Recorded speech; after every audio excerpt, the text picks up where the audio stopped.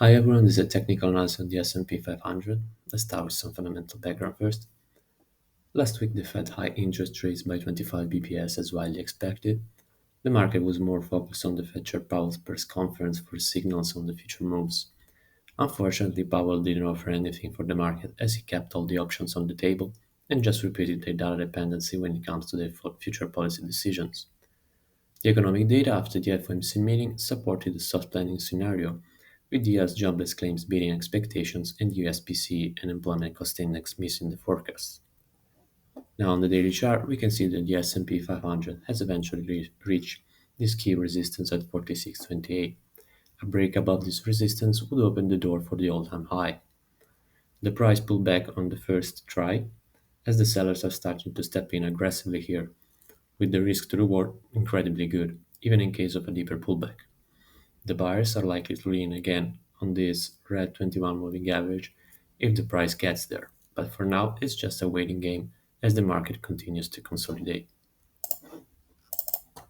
On the 4-hour chart, we can see that the recent sell-off from the key resistance ended at 45.58 support, where the buyer stepped in with a defined risk below the level to target again a breakout of the resistance. We are likely to see some more range-bound price action here until the next catalyst pushes the price in either direction.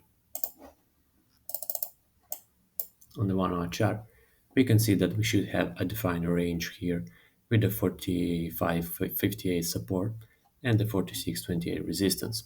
The best strategy is generally to sit out and wait for the price to break out with conviction and position accordingly. Nevertheless, one can also play the range by buying at support and selling at resistance waiting for the breakout. This week, we have lots of economic data. On Tuesday, the market will be focused on the ISM manufacturing PMI and the US job openings.